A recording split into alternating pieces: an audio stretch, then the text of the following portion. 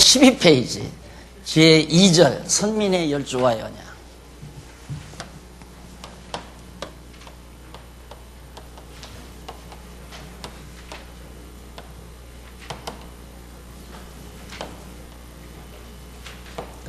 이게 이제 창세기 12장에서부터 36장까지 내용이죠. 아마 오늘 여기까지 거의 나가지 않을까 생각을 합니다.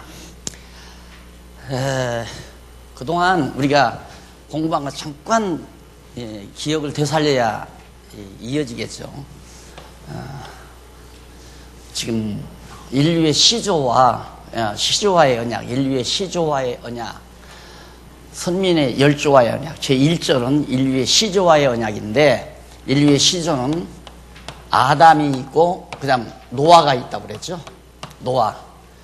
그런데 아담과의 언약은 타락하기 이전, 죄가 없는 시대에 하나님께서 아담에게 언약하셨기 때문에 이 언약은 죄가 없는 무죄시대, 저 종말에 가서 요한계시록에 가서 천년왕국 시대, 완전히 무적행에 이제 죄의 권세, 짐승 권세를 무적행에 집어넣고 천년 동안 무죄시대가 열렸을 때 이제 완벽하게 이루어지는 이 아담의 언약은 저 뒤로 미뤄지는 겁니다.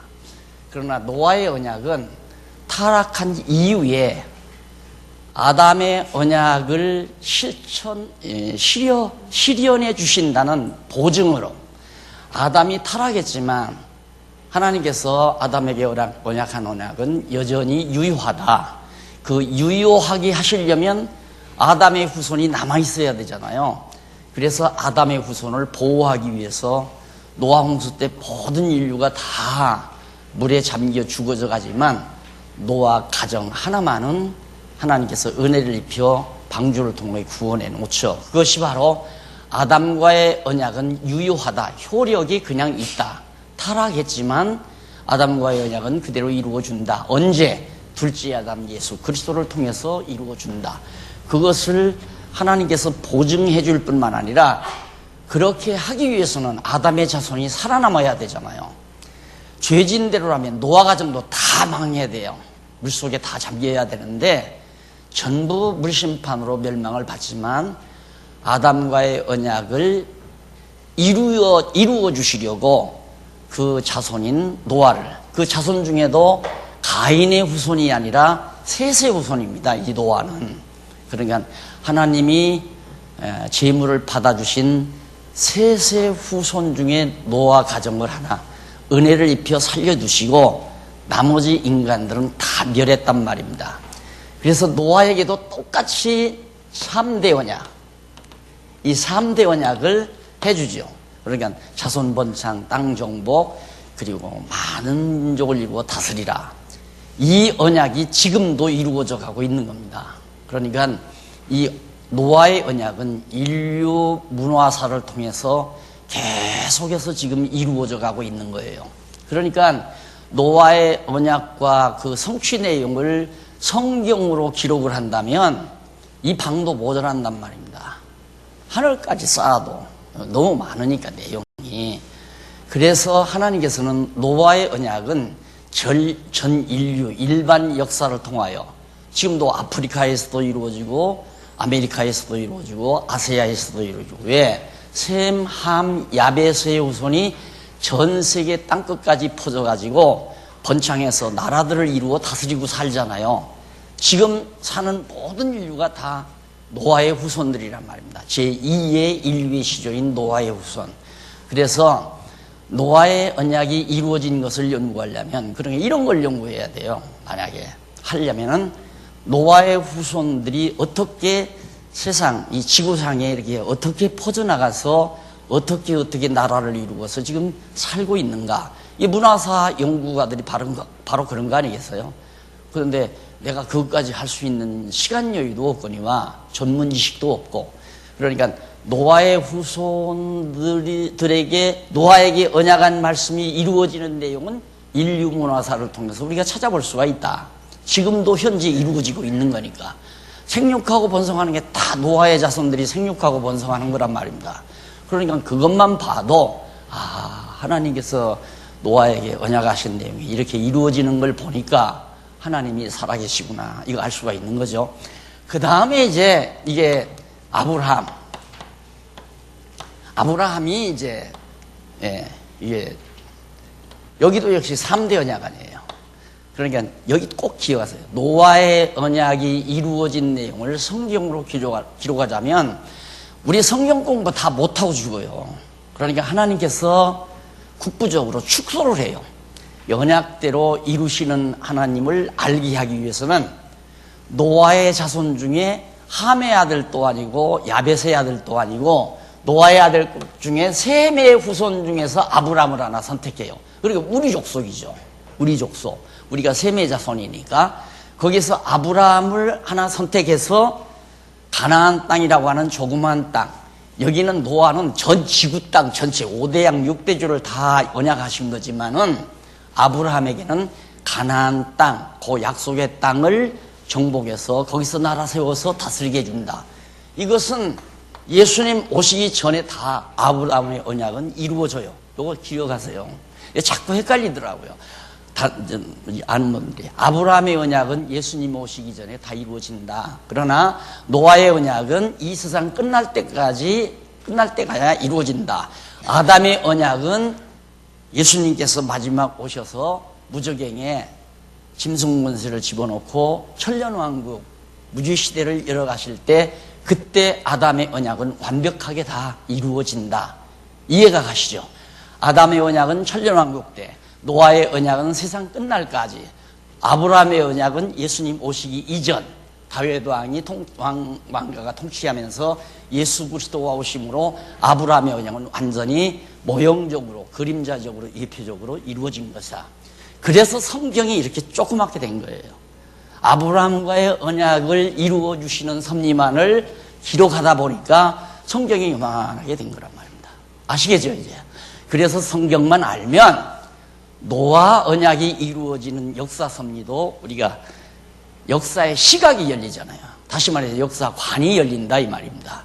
그리고 인생관이 열리고 그 다음에 이제 세계관이 열리고 그러다 보니까 이제 가치관이 형성이 돼서 우리가 세상 사는 동안 하나하나 행하는 일마다 의미를 부여하고 살 수 있는 행복을 우리가 얻게 되지는 거죠. 자, 그렇게 해서 이제 지금까지 아담 언약과 그 후손을 보존하기 위해서 노아를 살려가지고 노아에게 3대 언약을 해준 사건까지를 우리가 11장까지 공부한 겁니다. 창세기 11장 내용까지를. 오늘은 아브라함 이후 이제 아브라함에게 언약에서 그 언약들이 아브라함의 자손인 이삭과 야곱에게 계승되는 그런 장면을 우리가 한번 살펴보도록 하겠습니다. 그것이 바로 112페이지 제2절 선민의 열조와의 언약, 창세기 12장부터 36장까지인데 그 내용 가운데 12장에서 20장까지입니다. 12장에서 20장까지는 여호와 하나님께서 아브라함에게 3대 언약을 세우시는 내용이고 21장에서 26장까지는 아브라함의 아들 이삭에게 3대 언약을 계승시키는 내용이에요. 아버지 뒤를 이어서 이삭에게. 그리고 27장에서 36장까지는 이삭의 아들 야곱에게 3대 언약을 계승하는 장면이다. 그러니까 세 파트로 나눠지잖아요. 예. 세 파트로 나눠지는데 이게 이제 12장이란 말입니다. 이거. 그렇죠. 12장. 이게 36장. 여기 있죠. 이게 36장. 그러면 여기는 아브라함에게, 그 다음 여기는 이삭에게, 여기는 야곱에게. 그러니까 아브라함이 이삭을 낳고 이삭이 야곱을 낳고 그랬잖아요. 그러니까 아브라함에게 3대 언약, 생육하고 번성하라, 땅을 정복하라, 다스리라 하는 이스라엘 국가를 세우실 것을 아브라함에게 언약해 놓으시고 그 언약이 아브라함의 뒤를 이어나오는 이삭에게 계승이 돼요. 그 언약이 그대로 계승이 돼요. 그리고 이삭에게 계승된 것이 이삭이 죽으면서 야곱을 낳으니까 야곱에게도 역시 그 3대 언약이 계속 계승된다. 그래서 이것은 바로 선민의 열조, 선민 열조. 이게 선민 아브라함과 이삭과 야곱이 이스라엘 선민의 열조들이거든요. 이 열조들에게 하나님께서 언약을 하시는 내용이다. 여기는 인류의 시조에게 언약하는 내용이고요. 아브라함은 물론 인류 시조 아니에요. 그런데 아브라함이 타락함으로 모든 인류가 다 죄악이 관영하니까 다 홍수로 멸망시키면서 거기서 하나, 노아 가정 하나 살려놓은 것이 제2의 인류 시조가 되는 겁니다. 그래서 지금 최초의 인류의 시조, 제2의 인류의 시조. 지금 우리가 사는 이 세대에는 가인의 자손은 여기서 다 죽어버렸어요. 왜? 노아가 셈의 후손이니까 아담이 가인과 아벨을 낳잖아요. 그런데 아벨의 후손 속에서 아벨이 죽자 셋을 낳고 대신 주고 셋의 자손에게서 노아가 나왔으니까 노아만 살았으니까 가인 후에는 지금 없잖아요. 현재 이 지상에는 가인의 자손은 한 사람도 없어요. 다만 노아의 셈, 함, 야벳 이 세 아들의 후손이 전 지구상에 퍼져서 지금 살고 있는 거란 말입니다. 그러니까 지금 현재 성경에는 기록이 안 돼 있지만은 계속 인류 문화사를 보면 그게 노아의 후손들이 전 세계에 퍼져 살게 되는 그 루트가 다 나타나 있어요. 그리고 이게 이제 노아 때니까 갈대아무로 그 바벨탑 쌓는 데 아니에요. 바벨 지역에서 이제 노아가 살았는데 홍수 심판 때 이제 다 죽고 바벨에다가 탑 쌓아서 이제 하나님 대항하려고 했잖아요. 사람들이. 그래서 언어를 혼잡시켜가지고 다 흩어버려가지고 세상 만방에 퍼져 살게 만들었단 말입니다. 그래서 셈, 함, 야벳의 후손이 지금 살아가고 있기 때문에 대학에서 전공을 했다거나 대학원에서 인류문화사를 전공을 하면 아마 이 성경이 얼마나 대단한 책인가를 또 알 수 있을 거예요. 내가 볼 때는. 그러니까 내가 지난번에 얼마 전에 초기에는 내가 다시 시간이 있다면 물리학을 한번 해보고 싶다. 인류문화사도 할 만해요. 할 수만 있으면. 그런데 이렇게 연구하려면 다 밥 먹을 거 준비해 놓고 이런 거 해봤댔자 돈 나올 데가 없어요. 이 하나님 믿는 거 가르쳐도 이 제대로 못 가르치면 밥도 못 먹고 늘 고생하잖아요. 그래서 정치적으로 이제 압력을 가해서 제도를 만들어 가지고 목사님들이 먹고 살지 정말 순수하게 진리 전해 가지고 밥 먹고 산다는 것은 바울 보십시오. 여유 있게도 살지만은 배고파 가지고 고생하기도 하고 먹을 것이 없어 고통당하기도 하고 노동판에 가서 또 일도 하기도 하고 그러니까 이런 진리를 탐구하려면 배고파도 할 수 있는 각오를 가지고 한다면 인류문화사 한번 해본 접근할 만한 학문이죠. 자, 이렇게 해서 이제 36장까지 언약이 3대 언약이 계승이 되는데 계승되면서 거기 첫째 언약이 뭐냐면 12장에서 14장 나오죠. 제가 아마 이 개론을 설명할 때 많이 설명하면 한쪽 가로까지 설명을 할 거고 아니면 그냥 이 절까지 여기 절 나오죠. 절 나오고 거기서 조금 더 한쪽 가로 말고 양쪽 가로까지 하면 굉장히 세밀하게 해드리는 겁니다. 세밀하게 해드리면 시간이 많이 걸리고 조금 한쪽 가로까지만 하면 시간이 조금 덜 걸리고 그렇게 해서 강의를 해나갈 테니까 그 교재를 보시면서 그 개론책을 보시면 한쪽 가로 1번 가나안 땅 언약이죠. 국부적인 거예요. 노아에게는 전 지구 전체 5대양 6대주 그걸 다 네가 정복해서 네 자손이 편만하게 정복하고 다스려라. 그렇게 노아에게는 언약한 거지만 아브라함에게는 지구 중에도 아세아의 한 구석인 사해바다 홍해죠.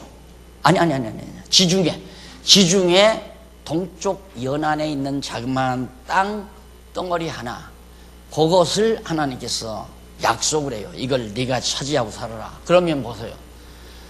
지금 현재 우리가 살고 있는데도 그 땅을 지금 누가 살고 있느냐면 이 언약 자손들이 살고 있어요. 이스라엘 백성들이. 아니 그걸 우리가 눈으로 보면서 어떻게 여호와 하나님 살아계신 걸 몰라요. 안 그래요? 근데 그 사람들이 거기 차지할 수가 없거든요. 원래는. 왜냐하면 예수님을 십자가에 못 박아 죽이고 나서 로마 제국이 132년도에 예루살렘을 다 회파시켰잖아요. 불처질러가지고 성도 회파시키고 백성들이 전부 다 뿔뿔이 다 흩어졌단 말입니다.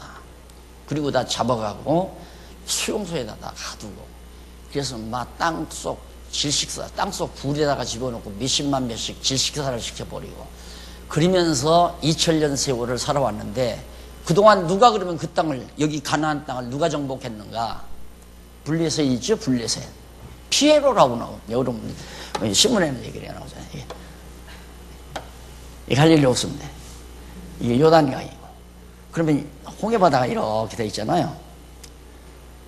그런데 예루살렘이 원래 도읍지였기 때문에 이걸 다 무너뜨리면서 로마 제국 시대에 전부 이걸 다 회파시켜버리고 말이에요. 유대인들을 다 말살시켜버리려고. 그리고는 여기에 이제 블레셋 사람들이, 이게 누구냐면 해적단들이에요. 지금도 있잖아요. 바다에 무역선이 지나가면 막 총 들고 막 밤에 보도 타고 가가지고 무역선 다 정복해가지고 다 탈취하는 그런 해적단들이 그쪽 지역에 많이 나타나잖아요. 여기가 바로 그런 곳이에요. 블레셋 사람이라는 것이 해적단들이 이 바다에서 여기 막 바다 물물 교환할 때 그런 거 보았다가 숨어 있다가 막 나가가지고 탈취에다가 뺏어놓고 먹고 마시고 뚱땅대면서 여기서 이제 자리장하고 사는 게 블레셋군이, 이게 굉장히 사악한 사람들이죠. 본질적으로. 이런 사람들이 이걸 다 점령해 버린 거입니다. 전부 다. 2000년 동안. 그런데 이걸 어떻게 차지해요? 그런데 놀랍게 이스라엘 백성들이 이걸 차지해서 처음에는 땅을 조금씩 사가지고 왔어요. 유대인들이 사가지고 와가지고 1948년, 예? 맞죠? 1948년도 나 8살 먹었을 때, 그때 이거 독립했잖아요, 이스라엘 나라가. 그래서 이 땅을 다 지금 이스라엘 백성들이 차지하고 사는 거예요, 현재. 그래서 이들이 누구들 다 기득권 놓쳤는데 왜 그러냐, 막 안 뺏기겠다. 그리고 여기서 자꾸 싸움이 벌어지고 이쪽에서도 침범에 들어오고 해서 이스라엘이 어려움이 있지만은 그래도 당당하게 지금 그 땅을 차지하고 살고 있잖아요. 나는 저렇게 땅을 차지하고 사는 것이, 야, 그 민족 대단하다가 아니라, 야, 어쩌면 여호와 하나님은 그렇게 신실하시냐, 살아계시구나. 정말 언약대로 이루시는 여호와 하나님이 살아계시기에 아브라함과 이삭과 야곱에게 약속했던 이 땅이 2000년 동안 비워뒀다 할지라도 다시 그 땅을 차지하도록 하나님이 역사하셨구나. 그렇게 시각을 가지고 보는 거죠. 그러니까 세상을 보는 눈이 다르다니까요. 그걸 관이 다르다고 하잖아요. 관이. 이게 성경 공부를 하면 관이 달라요. 사태를 보는 시각이 다르다 이 말입니다. 그 신문에 이스라엘이 6.1 전쟁에서 다 승리를 거뒀다. 그리고 독립해서 이 땅을 차지했다. 야, 그 민족 참 의지력이 대단하고, 야, 능력 있는 민족이구나. 누구나 다 그렇게 하잖아요. 그래서 유대인의 교육 자랑을 하고 유대인들의 머리를 자랑하고 그런 사람 참 많습니다. 나는 비웃죠. 웃기지 말라. 유대인이 잘난 게 아니라 신실하게 언약을 이루시는 여호와 하나님이 살아계신 증거를 오늘 이 시대를 사는 나에게 지금 보여주고 계시구나. 이렇게 역사를 바라본다고 말이에요. 이스라엘 백성이 지금 이게 어디에 언제예요 지금? 아브라함 때 언약했으니까 우리 지금으로 봤더니 4000년 전이에요. 주전 2000년 전이니까. 그럼 4000년 전에 하나님께서, 여호와 하나님께서 그 땅, 저 땅을 주시겠다고 저 갈대아 우르에서, 유브라데스 강과 여기 갈대아 우르 이쪽에서 이제 불러다가 여기다 앉혀놓고 이 땅 장차 한 사람들이 다 놓고, 아브라함 한 사람들이 다 놓고, 그게 어떻게 지금 내가 살고 있는, 눈 뜨고 살아가고 있는 이 4000년이 지난 오늘 이 시대에 나로 하여금 눈으로 현실로 보게 만드는다. 바로 여호와 하나님 살아계신 확증이다 이 말이에요. 그러니까 우리가 성경을 공부하는 것으로 그냥 내 지식을, 이 성경은 이렇다, 지식이 문제가 아니라 성경을 통하여 세상을 보는 눈이 열려야 되고, 역사를 보는 눈이 열려야 되고, 인생을 보는 눈이 열려야 되고, 그래야 성경 신학자답게, 성경을 공부한 사람답게 세상을 살아갈 수 있게 되는 거란 말입니다. 이 항상 여호와 하나님이 잊어볼 수 없죠. 선민의 열주에게 언약하신 하나님이 지금 내 눈앞에서 지금 그대로 실천해 놓았으니까, 마린이 그러지 2000년 동안 땅 비워놨으면 자기 땅 아니에요. 여러분 우리나라도 그러잖아요. 우리나라 농지법에도 30년인가 20년인가 남의 땅 그냥 경작하면 나중에 그 땅 넘어가 버리잖아요. 경작한 사람에게. 근데 2000년이에요. 2000년. 그거 어떻게 다시 되찾느냐 이 말이에요. 지금 우리나라도 36년 일본 사람들에게 먹혔을 때 36년 지난 다음에 외산 땅이라고 있잖아요. 일본 사람들이 다 뺏어가가지고 자기네들이 경작하다가 도망치느라고 누구한테 주지도 못하고 간 땅. 그거 눈 밝은 사람은 뭐 변사무소나 동사무소나 뭐 구청 같은 데 가서 찾아가지고 그거 자기 이름으로 도장 파서 다 이전 등에서 팔아먹고 다. 지금도 그런 짓 하고 있잖아요. 근데 2000년 비워놨으면 기득권 행세 못하는 거란 말입니다. 했잖아요. 그리고 숫자적으로 이게 형편없는 나라란 말입니다. 각 나라에 흩어져가지고 소련이 유대인들 말살하려고 그래갖고 독일이 유대인들은 독일 사람들이 제일 증오했잖아요. 왜? 자기들보다 머리가 좋으니까. 학교에서도 머리 좋은 사람은 왕따 당하잖아요. 똑같은 거예요. 지구에서도 유대인들이 머리가 너무 좋다 해서 독일 사람들이 유대인들만 없애버리면 자기들이 온 세상을 정복할 수 있다고 착각한 거죠. 그래서 유대인들을 막 20만 명씩, 몇십만 명씩 지하 토굴 속에다 집어넣고 질식사 다 시켜서 죽이고 그랬잖아요. 그러니까 해마다 이스라엘 독립일에는 독일 사람들이, 독일 수상이 우리가 과거를 뉘우친다. 정말 잘못했다. 그러면서 유대인들에게 지금도 사과하고 있다고. 근데 일본 사람들은 그저기 안 하죠. 죽어도 끝까지 사과 안 하고. 그래서 하나님이 살아계신 증거를 우리가 저렇게 볼 수 있는 거. 그 다음 땅 언약과 보호. 하나님께서 가나안 땅 언약해 놓고 가나안 땅을 잘 보호하고 지키는 일. 왜냐하면 약속의 땅을 딱 정복하도록 13장에 나오고 그 다음에는 전쟁에서 승리를 해요. 당연히 여기서 전쟁을 하면 아브라함이 승리를 해야 이 땅을 차지할 거 아니에요. 이런 것들이 모두가 다 하나님께서 언약하신 대로 이루어가는 과정이다. 그 다음에 15장에서부터 16장까지는 창세기, 그가 자손 번창이에요. 땅 정복했으니까 그 다음 이거 정복했으니까 여기서 정복했으니까 자손이 이거 정복하고 땅 자손이 번창해라. 이거 언약하는 장면이 거기 이제 15장에서 16장까지 나온단 말입니다. 그래서 이제 사건이 벌어지는데 아브라함에게 자손을 하늘의 별수처럼 우리에게 준다고 해놓고 놨는데 이런 데서 이제 하나님의 섭리를 볼 줄 알아야 돼요. 아브라함에게 그래놓고는 도저히 불가능하게 환경을 만들어버려요. 자손이 번창할 수 없도록 불가능하게 상황을. 그게 뭐냐면 아내 사라를 얻었는데 사라가 아기를 못 낳아요. 말이 되는 얘기예요? 하나님께서 하늘의 별수처럼 이렇게 자손이 번창하려면 아내가 자녀들을 잘 낳아가지고 요즘엔 새 쌍둥이 논하잖아요. 한 번씩 나면 새 쌍둥이, 네 쌍둥이, 막 쌍둥이 이렇게 해서 번창을 해야 되잖아요. 근데 사라가 아기를 못 낳아버린단 말입니다. 나이가 다 이제 100세가 가까이 되는데 그것이 하나님의 섭리예요. 왜 그러는가? 하나님이 이렇게 땅 주고 자손 번창하고 이렇게 한다는 것이 너희들의 능력으로 되는 것이 아니라 하나님 당신의 능력으로 하겠다는 강한 메시지예요. 내가 하겠다 말이에요. 그러니까 하나님은 인간이 자기가 하려고 하면 안 되게 해요. 자기가 하려고 하면. 하나님 하시는 일을 보고 살려고 하면 되게 만들고. 이게 하나님이 하시는 일이에요.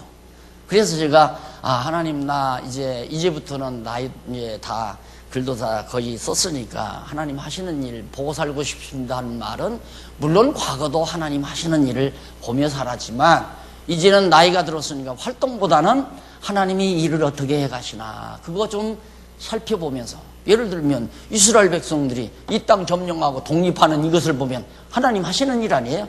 와, 4000년 전에 아브라함과 이삭과 야곱에게 언약한 것을 4000년이 지나간 이후에도 하나님은 잊어버리지 않고 그대로 실천해 가시는 정말 신실하신 하나님이구나. 그러니까 믿음이 생기는 거죠. 그런 것이 확인이 되니까. 그러니까 뭐 가정사도 마찬가지고 자그마한 나라 일도 마찬가지고 사회에서 이루어진 일도 마찬가지고 모든 일 하나님이 저렇게 해가시는구나. 어려움을 주면 하나님이 곧 당신의 능력으로 행하시겠구나. 이거 너무 분명한 거 아니에요? 하나님은 절대 인간의 능력으로 뭘 하게 하시는 게 아니에요. 당신이 하게 하시려면 인간의 능력으로는 도저히 불가능하게 만들어 놓고 되게 만들어야 하나님이 하셨다. 내가 했다가 아니라 하나님이 하셨다. 이게 이제 확 믿어지게 된단 말입니다. 그래서 사라가 아기를 못 낳는데 다 늑막에 사라가 이제 이스마엘을 통해서 몸종을 통해서 아들을 하나 이스마엘을 얻잖아요. 그것도 다 하나님 섭리예요. 그래서 이스마엘이 안 나왔다면 이란, 이라크, 그 지역의 중동 지역에 그 인구가 안 나타나죠. 그 인구들이, 그 나라들이. 그래서 그들이 지금 야곱의 후손과 이삭의, 야곱이죠. 이삭이죠. 이삭의 후손과 이스마엘의 후손이 지금 막 싸우고 있잖아요. IS라는 것도 바로 그겁니다. 이스마엘의 후손들.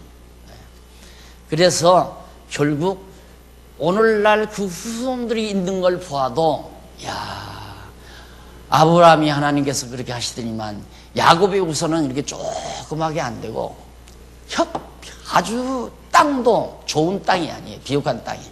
그런데 이쪽 땅은 여기도 비옥하고 여기도 비옥하고 이 일이 다 비옥한 땅입니다. 이게 다 유브라데스강, 티그리스강 강 유역이 이게 전부 비옥한 땅이에요.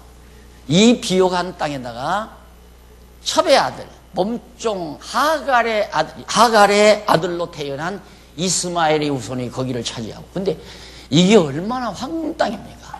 땅 속에다가 파이프만 나고 막 돌이 펄펄펄펄 솟아나는 땅들인데, 그런 땅에 사람들이 살면서 강한 세력을, 지금 세계를 지금 막 요란시키잖아요. 이 후손들이. 근데 이스라엘 백성은 지금 여기서 그냥 겨우 이 국내에 있는 거 아마 몇십만 명 안 될 거예요. 조그만큼 땅 차지하고서 딱 있는데, 하나님이 그렇게 나약하게 해놓고 강하게 하시는 하나님. 그래야 하나님이 하신다. 그래서 인간적으로 강성하다고 하는 것은 멸망의 날이 가까워 온다고 생각하면 틀림이 없습니다. 우리 역사에서 그거 배웠잖아요. 아시리아 제국도 강성하니까 망해버리고, 바비로니아 제국도 강해버리니까 망하잖아요.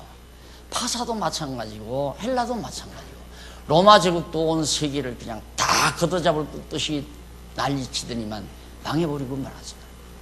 인간의 힘으로 강한 것은 하나님이 원치 않습니다. 하나님이 인간들이 보기에 가장 연약하고 보잘것없지만 그를 통해서 다윗이 골리앗 이기는 것도 똑같잖아요. 그러니까 인간의 힘이라고 하는 것은 하나님을 대적하는 인간들이 규합하고 단합하고, 이것은 바벨탑 쌓는 거나 똑같아요. 인간들이 모이면 막 힘 만들려고 그러잖아요. 지금 뭐 정치 세계에서도 뭐 여당이냐 야당이냐 서로 힘 규합하려고, 그거 가지고 이제 권력 가지고 이제 제패하고 싶어서 다 그런 거 아니겠어요? 그건 하나님이 제일 싫어하는 거란 말이에요.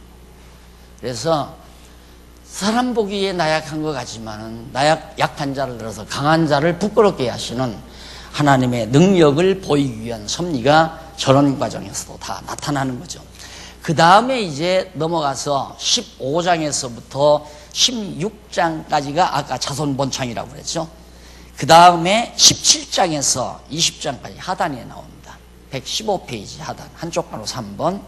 열국 통치, 여러 나라를 통치한다. 그러면 왜 이스라엘 나라 이 하나를 말하지 아니하고 선민 나라를 통치한다 이렇게 말하지 않고 열국이란 나라, 여러 나라를 말하는, 여러 나라를 통치한다. 그 이유가 바로 그거예요. 이삭의 후손은, 야곱의 후손은 여기에서 한 나라는, 조그만 나라를 이루지만은 이스마엘을 통하여 많이, 그 다음 여기 이제 에돔, 야곱 시절에 에돔이 또 빠져나오잖아요. 에돔은 또 이쪽으로 퍼져나가고, 이스마엘은 이쪽으로 퍼져나가고, 이쪽도 물론 광야니까 여기서도 퍼져나가고. 그래서 이쪽 아시아 쪽으로는, 중앙아시아 쪽으로는 에서의 후손과 이스마엘의 후손이 섞어져 가지고, 그러니까 이 중동 지역에 살고 있는 이 사람들을 보면 다 다르잖아요. 얼굴이 비슷한 사람도 있지만은 턱수염이 있는 사람이 있는가 하면 머리가 곱슬거리는 사람이 있고 여러 종류가 있잖아요. 그래서 섞어서 되졌기 때문에 그래요. 이스마엘의 후손과 에서의 족속들이 섞어져서, 그 인도에 가보면 또 인도인들이 다 다릅니다. 저 북쪽에 사는 사람들하고 남쪽에 사는 사람들하고. 인도 북쪽에 사는 사람들은 우리와 거의 비슷한 분이 더러더러 있어요. 그런데 남쪽으로 갈수록 우리와 전형은 완전히 우리하고는 다른 그런 이제 인종으로 그렇게 되지고 그러는데, 이게 다 섞어져서 돼 있기 때문에 그런다. 그래서 열국을 다스리게 한다는 것은 얼마나 많은, 이 족속들을 통해서 얼마나 많은 사람들이 이루어졌습니까? 굉장히 많이 이루어졌죠. 그래서 열국을 통치한다는 언약을 해주죠. 그 다음 열왕도 날 것을 말해주고, 넘어가서 자 117페이지 2번 나오죠. 117페이지 2번. 1번은 항상 2번이 나오면 1번을 찾아야죠.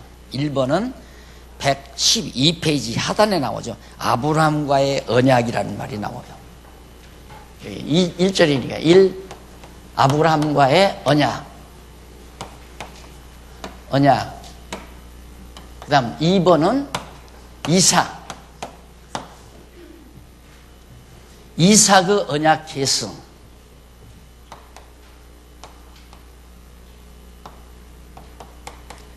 아브라함에게 언약한 것을 그 아들 이삭이 계승받는다. 그래서 언약 계승을 준비하기 위해서 이삭이 출생을 하죠. 출생해서 보호해요. 어떻게? 먼저 난 것은 몸종인 하갈을 통해서 이스마엘이 먼저 낳잖아요. 그래서 이 중동 사람들이 자기네들이 정통 아브라함의 후손이라고 말하는 겁니다. 이 사람들도 아브라함 후손이라고 아주 대단해요. 이스마엘 족속들이. 왜? 자기가 큰아들, 아브라함의 큰아들 후손이라 이거예요. 여기 이스라엘 백성들은 작은 아들 이삭의 후손이기 때문에 까불지 말라요. 야, 임마. 우리가 형님 후손이다, 힘들아. 그래가지고 우습게 자꾸 보는 거지. 그러나 하나님께서는 이스마엘은 저버리고 이삭의 후손을 통해서 이제 선민의 나라를 이룰 것을 계승하는 장면이 여기 나오는 겁니다. 그 다음에 이제 그 이삭을 자꾸만 이스마엘이 때리고, 나이가 크니까 한 12살 앞서 났으니까 놀러 나가면 이스마엘이 이삭을 자꾸 주먹으로 때린단 말입니다. 그러니까 사라가 가서 이제 남편에게, 아브라함에게 말을 해가지고 하갈하고 이스마엘을 내쫓아 버리잖아요. 큰아들을 내쫓아 버려요. 그래서 나오는 것이 이제 광야로 나와서 결국 이렇게 퍼져나가가지고 이 지역을 차지하고 여러 나라를 이루어 살게 된 겁니다. 그 다음에 이제 이삭의 어머니가 죽죠. 그러니까 내가 이런 데서 늘 얘기하죠. 이 세상에 하나님께서 보내실 때에는 일이 있어요. 우선 은사를 줘서 어떤 일을 다 마치면 하나님이 불러가게 돼 있어요. 그러니까 사라도 나이가 들어서 할머니가 되실 때까지 아기를 못 낳아도 하나님이 안 불러가잖아요. 그런데 그 사라를 통해서 이삭을 딱 낳고 자라게 되니까 그 다음 사라를 하나님이 불러가잖아요. 우리도 할 일 다 마치면 하나님이 부르십니다. 언제 불러도. 그러니까 할 일이 다 끝났구나 하면 하나님이 부르는 거고, 살려놓는다는 것은 할 일이 있으니까 살려놓는 거예요. 하나님이 무슨 일을 시키든지 시키시려고 할 일이 있으니까 남겨놓는 거란 말입니다. 그건 자기 자신이 하나님 안에서 늘 소원이 있는 거죠. 나는 하나님 앞에서 이 일을 하겠다 하는 이 소원이 그대로 사라지지 않는 겁니다. 그래야 그 일을 다 마치고 나면, 그게 바울은 알았잖아요. 내가 달려갈 길을 다 달리고 마쳤다. 내 할 일을 다 마쳤다. 이제 하나님 앞에 갈 날이 다가왔다. 안다 그 말입니다. 내가 얼마 안 있으면 하나님께 가겠구나 하는 걸 우리는 알기 때문에 그걸 죽음으로 맞이하는 것이 아니라 일을 다 끝냈다고 하는 그 홀가분함, 기쁨이 있잖아요. 일을 끝내고 나면. 그런 기쁨과 함께 이제 편히 쉰다고 하는 소망. 당분간 낡은 옷을 벗고 편히 쉬게 됐구나. 쉰 다음에 주님이 오시면 새 옷을 갈아입고 주를 영접하고 영원토록 살 날이 온다는 이 확실한 소망을 가지고 있기 때문에 죽음이라는 말을 두려워하지 아니하고 죽음이라는 생각도 안 하는 거죠. 잠시 긴 잠에 들겠다. 낡은 옷을 벗어버리고 한동안 오랜 동안 주님 오실 때까지 내가 편안히 안식하며 잠을 자다가 깨어나서 새 옷으로 갈아입는다. 이렇게 가볍게 정말 즐겁게 그렇게 우리에게 늘 생각을 하고 있으면 죽음이 와도 슬프거나 괴롭거나 그런 게 없어진다. 또 죽음이라는 건 두려움이 사라져버리고요. 죽기 전까지는 하나님 앞에서 신바람나게 하나님이 나에게 이 일을 하라고 하셨다라고 하는 그 일을 찾았으면 그거 얼마나 즐겁겠어요. 그 일이. 제가 어저께 6시간을 장장 강의를 했거든요. 노예에 가서. 가동층 노예에 가서. 나는 그거 못할 줄 알았어요. 내가 6시간을 하루에 강의해 본 적은 근래에 없어요. 지금 괜찮잖아요. 왜? 기쁘고 즐겁게 하니까. 네. 그 하나님께서 내 할 일로 남겨놨으니까 할 수밖에 없는 거죠. 내일 모레 또 한편 가잖아요. 전라남도. 목요일날, 금요일날, 이틀 동안. 그러니까 할 일이 남아있으면 하나님이 건강 줘서 살게 하는 거고 할 일 없으면 불러가시는 거고. 아니면 연단이 더 필요하면 살려놓고서 그냥 질병으로 고생하고 가난으로 고생하고 마음으로 고생하면서 지질이 고생하고 그냥 속상하고 그러며 살게 만드는 거고 연단하기 위한 거 아니겠어요? 그거다. 그 다음 넘어가서 아비가 또 죽잖아요. 이쪽 119페이지 보세요. 아브라함도 죽어요. 그 다음 언약을 이삭에게 계승을 하는 장면이 26장에 나와요. 창세기 26장에 여호와께서 이삭에게 아비의 언약을 계승하는 장면이 26장 1절 이하로부터 계속 나옵니다. 그 다음에 이제 야곱의 언약 계승 어디야?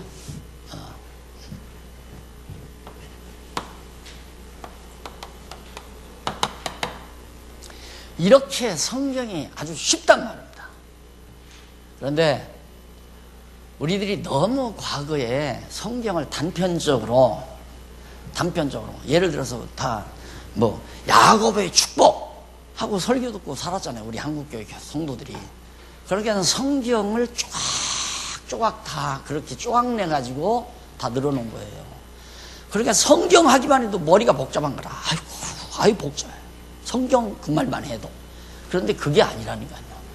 이렇게 얼마나 이게 쫙 잘 되어 있습니까? 이거 내가 만든 게 아니라 성경이 이렇게 돼 있어요. 이걸 알아야 된다. 이 자체를 알아야 된다 이 말이에요. 예? 이게 굉장히 중요해요. 그 다음 더 자세히 하려면 이제 한쪽 가로 1번을 알면 되고 더 자세히 하려면 양쪽 가로 아는 데까지 가면 더 자세히 알면 몇 절부터 몇 절까지 몇 절부터 21절까지 더 자세히 하려면 이제 강론집 있고 이 부분에 강의를 쫙 읽어보시면 다 아는 거죠. 성경 완벽하게 자세하게 다 아는 거예요. 그러니까 개론을 공부하는 것은 대략적으로 지금 앞으로 한 30시간에 만약에 끝낸다면 이 선에서 끝내야 돼요. 가로 없는 1번에서.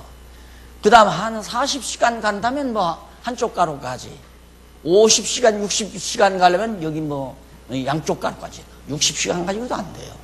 여기까지 가려면 양쪽 가로까지 가려면 여기까지 가려면 강론집만 가지고도 한 100여 시간 가져야 되고요.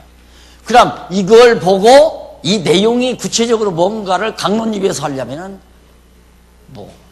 2년도 가고 3년도 가고.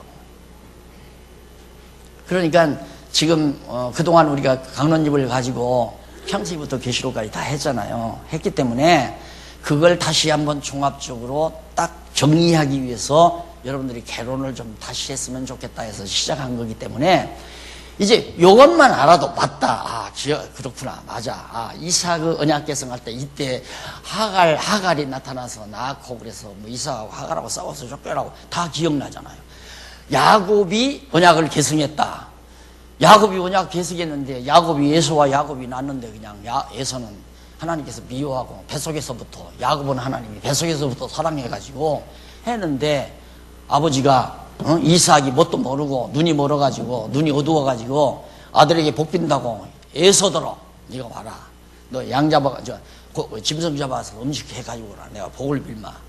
에서에게 빌려간 거 엄마하고 야곱이 어머니하고 야곱하고 공부해가지고 이삭 남편 속여가지고 이삭이 축복받았잖아요. 그런 법이 어디 있어요? 도덕적으로 생각한다면. 남편을 속이고 그 아버지를 속여서 거짓말해가지고 여기다가 양가죽 딱 붙여가지고 야, 나 어떻게 보니까 야, 야곱의 목소리가 같으냐. 어디에 손 좀 보자. 만져보니까 털이 벌벌하다. 발은 틀림없이 에서인데 어떻게 목소리는 야곱이로구나. 그래도 복 다 빌었잖아요. 네. 이게 하나님의 정하신 뜻이에요. 네. 하나님께서 하고자 하는 대로 되는 거예요. 인간의 행위여에 따라서 좌우되는 게 아니라 말입니다. 내가 이렇게 하면 하나님이 이렇게 해주고 내가 이렇게 결정하면 하나님이 이렇게 해주고 그거 없어요. 그냥 하나님 하시는 대로 따라서 하면 하나님의 뜻대로 되는 거예요. 그 말을 내가 되는 대로 살아라 그 말이에요. 가난하게 해주시면 가난하게 살고 부유하게 하면 부유하게 살고 하나님이 돈 많이 주시면 세단 타고 돈 안 주면 자전거 타고 다니고 아니면 11호 타고 다니고 그게 바로 가장 지혜로운 사람이란 말입니다. 뭐 자기 고집 부리고 내가 하고자 하는 대로 하려고 하는 거 다 어리석고 미련하고 참 미련하고 또 미련한 행위죠. 그래서 되는 대로 살아라. 더 정확하게 하면 되게 하시는 대로 살아라. 하나님이 되게 하시는 대로. 야곱은 하마터면 아버지 못 받을 뻔하잖아요. 그런데 어머니가 도와가지고, 그럼 어머니가 도와가지고 그런 게 아니거든요. 하나님께서 야곱의 어머니 리브가의 마음을 움직여야 돼. 야, 안 된다. 네 아들 야곱에게 시켜서 요리 만들어가지고 아버지에게 들여보내라. 그래서 야곱을 이렇게 아내가 리브가가 들여보내가지고 복 받게 했잖아요. 그 복이라는 게 약속이에요. 하나님의 언약.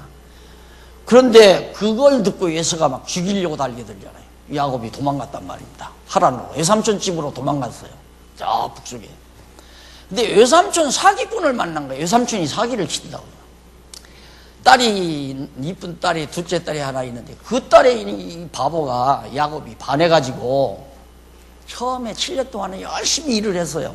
열심히 일을 했는데 그 다음 가만히 장가도 가야 되겠는데 외삼촌한테 외삼촌 앞으로 그 좀 나도 좀 살아야 하니까 약속을 합시다. 그래 뭐냐 그러니까 내가 앞으로 7년 동안 일할 테니까 둘째 딸 나한테 주시면 안 됩니까? 그래라 그러면. 살았는데 외삼촌이 그래 첫날 밤 들이보낸다는 게 둘째 딸을 들이보낸 게 아니라 못생긴 큰 딸을 들이보내가지고 속았잖아요. 그게 또 7년 또 살았잖아요. 두 번째. 이게 우리들의 도덕 조건으로는 도저히 용납이 안 되죠. 장가 한 번 가는 걸 어때 두 번 또 보내. 이게 어떻게 하나님의 택한 백성이냐 이 말이에요. 결국에는 아내였는데 이제 14년 걸렸잖아요. 그래가지고 그 다음에 이제 재산을 모으기 위해서 뭐 검은 무늬가 얼룩얼룩한 건 야곱 네가 차지하고 무늬 없는 건 내가 다 차지한다. 양 그리고 나누자. 그래가지고 이 외삼촌이 얼마나 야가요. 야가 빠져가지고 야곱에게는 전부 무늬 있는 것만 골라서 줘요. 무늬 없는 건 전부 자기가 골라가지고 외삼촌이 골라가지고 막 멀리 데려보내요. 왜? 밤에라도 이놈들 만나가지고 서로 교배하면 얼룩무늬가 날지 모르니까. 그래서 딱 나눠놨는데 다 필요 없는 짓이에요. 동굴 속에 모여 앉아서 공모를 하든 소곤소곤을 하든 잔재주를 피든 다 필요 없는 짓. 누구 뜻대로? 하나님 뜻대로 되잖아요. 낳는 것마다 흰 얼룩무늬만 낳는 거라. 바꿔서 얘기했네요. 그렇죠? 바꿔서. 낳는 것마다 전부 야곱이 가질 수 있는 양만 낳는 거예요. 그러다 보니까 몇 년 지나다 보니까 외삼촌의 재산이 전부 야곱한테 다 오잖아요. 그러니까 외삼촌 아들놈들이 아버지 저는 그냥 놔뒀다가 우리 다 망합니다. 그래가지고 야곱을 죽이겠다는 소문을 알고 야곱이 밤에 주랭랑 치잖아요. 그래도 야곱이 복을 받아가지고 있잖아요. 복 받고 못 받는 거 하나님의 손에 달려있어요. 인간이 잔재주 참새머리 쓰는 거 아니에요. 하나님 앞에서 살 때는 그냥 우직스럽게 바보처럼 되면 하고 안 되면 안 합니다. 이렇게 얼마나 바보예요. 하나님 앞에서는 바보처럼 살아야 되지. 머리가 좋은 것 마냥 잔재주 써가지고 이러쿵 저러쿵 해서 저놈 죽이면 내가 이득이 있고 저놈 살려놓으면 내가 이득이 없다. 이게 야곱의 외삼촌이 하는 생각 아닙니까? 저놈의 야곱만 죽이면 야곱의 재산 다 내 거다. 이렇게 해서 막 쫓아왔는데 안 됐잖아요. 에서도 야곱을 죽이고 그러려고 막 마중 왔는데 결국은 에서가 이 가나안 땅에서 쫓겨나가지고 보셨잖아요. 가신 분들은 여기 정말 엄살구전 시내 산 갈 때 여기 보니까 돌산 아니에요. 전부 돌산. 일로로 에서가 쫓겨난 거예요. 그리고 이 땅은 야곱이 그 땅을 차지하고 살고 고향 땅은 야곱이 차지하고 그것이 하나님의 정하신 뜻대로 됐다. 여러분 지금 한 5, 60, 10대 이렇게 사신 분들 젊은 날 꿈대로라면 내가 이렇게 살 일은 않지 이런 생각도 했고 하고 어떻게 나는 이렇게 생각도 안 하는데 이렇게 내가 밥 먹고 살 수 있을까. 우리 엄장로님 얘기를 가끔 들으면 그래요. 목사님 저는요 참 내가 밥을 먹고 산다는 게 참 신기해요. 그런 얘기를 자주 해요. 이게 사람의 손에 달린 게 아니라니까. 하나님의 능력의 손에 다 달려있죠. 그래서 이삭의 언약 계승 다음에 야곱이 언약을 계승받는 장면이 27장에서부터 36장까지 딱 나오죠. 그러니까 선민의 열조와의 언약 그게 딱딱 맞잖아요. 아브라함과의 언약, 이삭의 언약 계승, 야곱의 언약 계승. 그래서 선민, 이스라엘의 선민 열조, 아브라함과 이삭과 야곱이 하나님의 언약을 받는 내용이다. 12장부터 36장까지. 이 사실을, 이 내용이 핵심이란 말입니다. 핵심. 그러니까 예를 들어서 이스마엘이 이삭을 데리고 놀러 나가서 이스마엘이 이삭을 때렸다. 그 장면이 나왔다. 그럼 그 장면을 이야기할 때 뭘 기억하고 해야 하는가? 이걸 기억하고 해야 한다 이 말이에요. 저 이스마엘 저놈이 어리다고 해서 이삭을 핍박하거나 이삭을 해치거나 그러면 안 되는데 이걸 감안을 하고 그 내용을 보아야 성경을 바르게 보는 거예요. 필요 없어요. 12살이나 앞서서도 결국은 누가 이기는가? 이삭이 이기잖아요. 이스마엘이 이기는 게 아니라 이삭이 이겨요. 이삭을 핍박한 이스마엘은 쫓겨났고 이삭은 당당하게 아브라함의 계승에서 언약을 계승해서 언약 자손의 조상이 됐다는 사실은 우리가 이미 익히 잘 알고 있는 사실입니다. 그 다음 넘어가서 쭉 넘어가 보면 37장부터 122페이지에 나옵니다. 122페이지 제 3절이죠.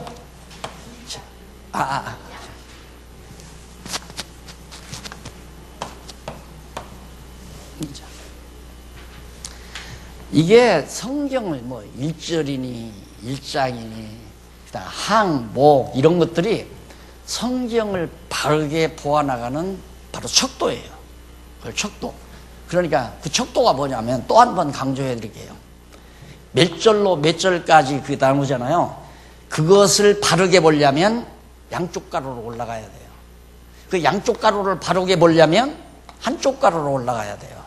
한쪽 가로를 바르게 보려면 가로 없는 1번이나 2번 이렇게 1번 올라가야 돼요.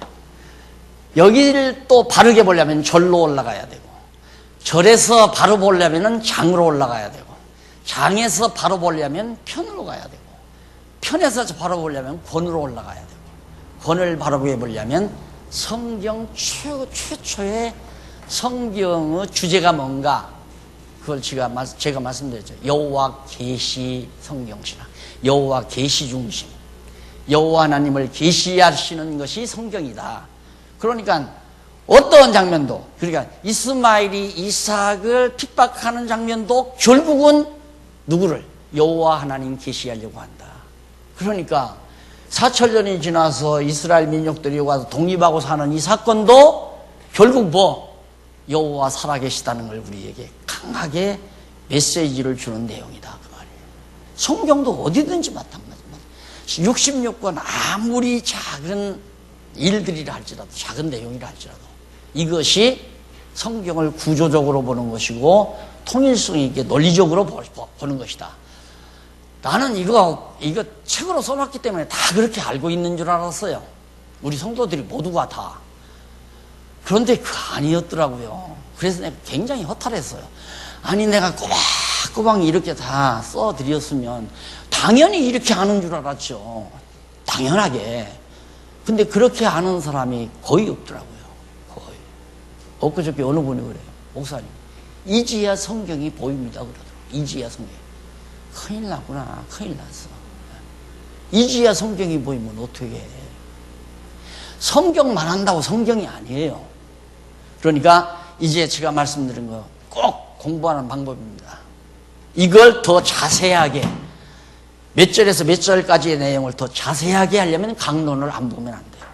강론을 보시면 알아요. 몇 절부터 창세기 몇 장 몇 절부터 몇 절까지 그 나온 장면을 자세하게 알려면 그 내용을 풀어 써놓은 강론집 그 페이지를 쫙 읽어보면 정확하게 나오잖아요. 깔끔하게. 군더더기 없이 썼기 때문에 읽으면 그냥 깔끔하게 나오게 돼 있어요. 그거 알면 다 아는 거예요. 그 이상 더 할 것도 없고. 자, 그 다음 자손언약 성취 섭리가 제2장 이거 자손언약.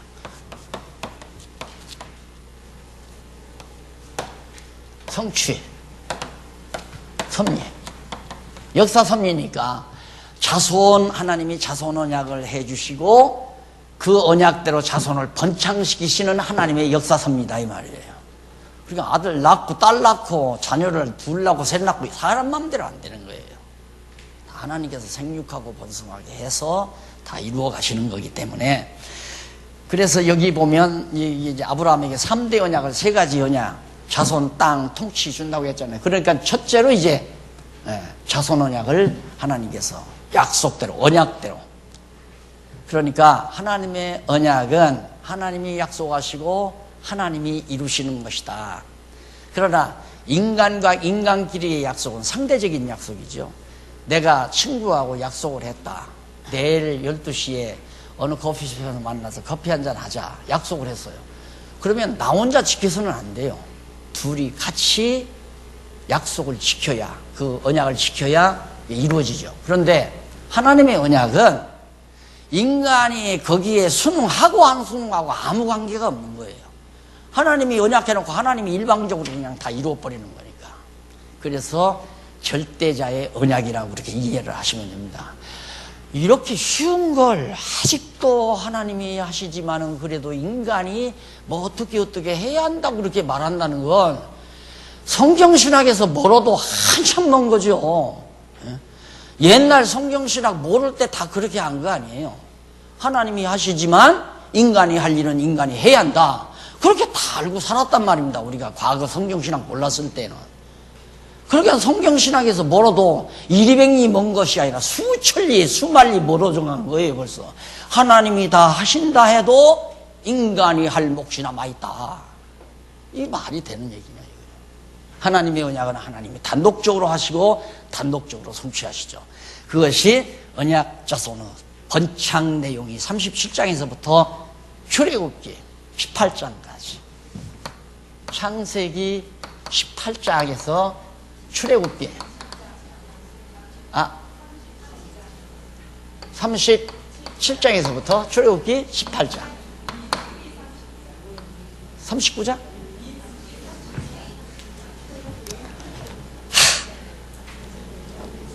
어디에? 번치죠. 죄송합니다. 언약자손 성취섭리 다음에 이제 출애굽기 18장 맞은데 왜 그래요? 이게 맞다. 그 다음 단계를 얘기해야죠. 그러니까 민수기 30장까지죠? 맞아요.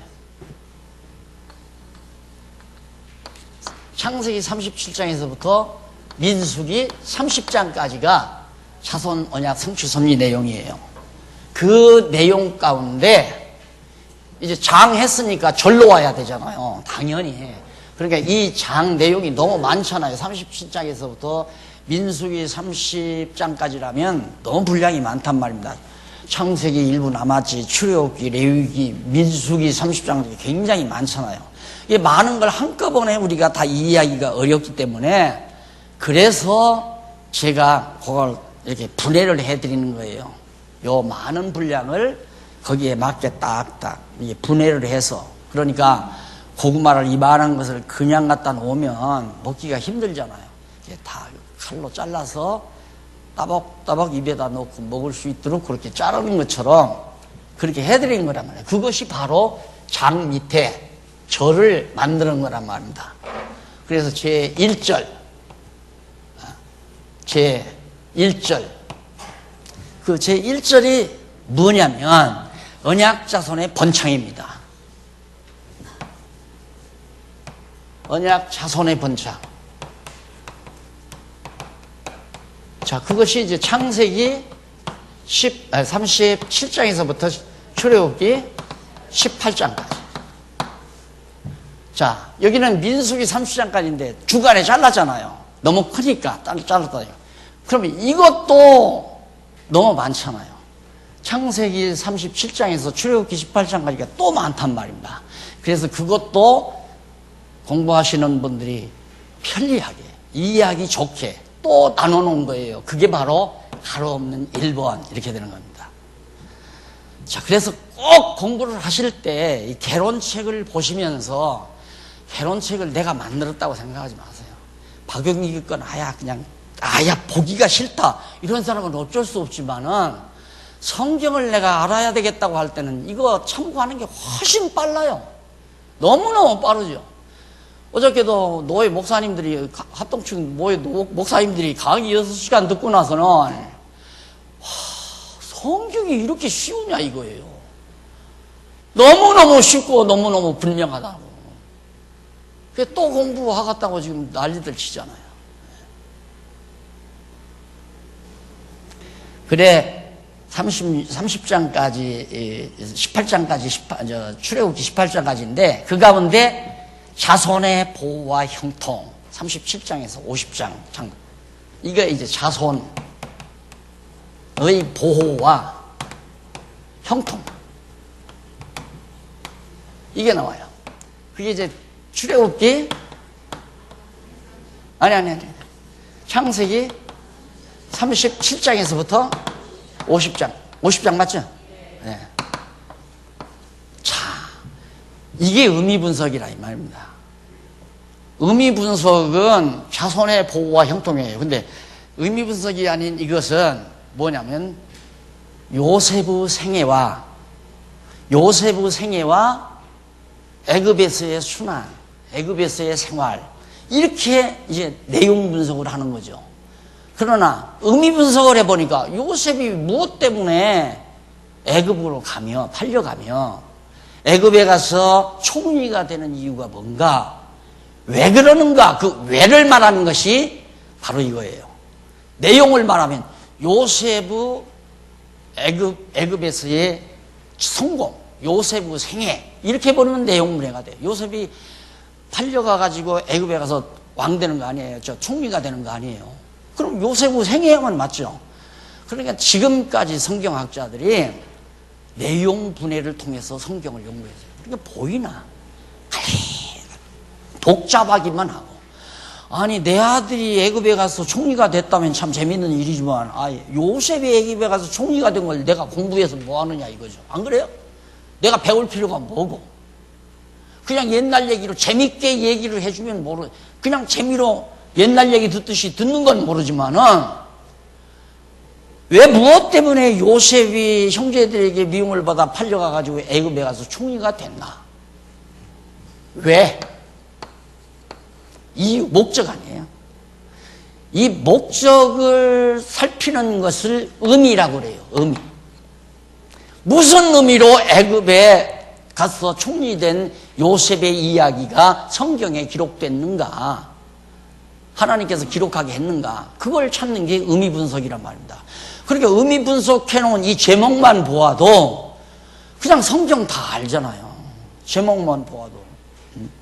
그러니까 37장에서 50장까지 내용은 요셉이 꽃가옷을 입었다, 요셉이 아버지 사랑을 받았다, 무릎 위에 앉아서 어떻게 했다, 그게 중요한 게 아니라 그런 요셉이 애굽에 가서 총리가 된 이유가 뭔가, 의미가 뭔가. 하나님께서 언약자손을 번창시키려면 언약자손을 보호해야 되잖아요. 보호하지 아니하면 언약자손이 번창할 수가 없죠. 보호할 뿐만 아니라 형통하게 만들어야 돼요. 그러기 위해서 요셉을 애굽의 총리가 되게 했다. 이게 목적이다. 왜라고 하는 의미가 저 제목에 달려있다. 그러니까 죄송합니다. 성경계를 우습게 하면 안 돼요. 성경계를 우습게 하면 안 된단 말입니다.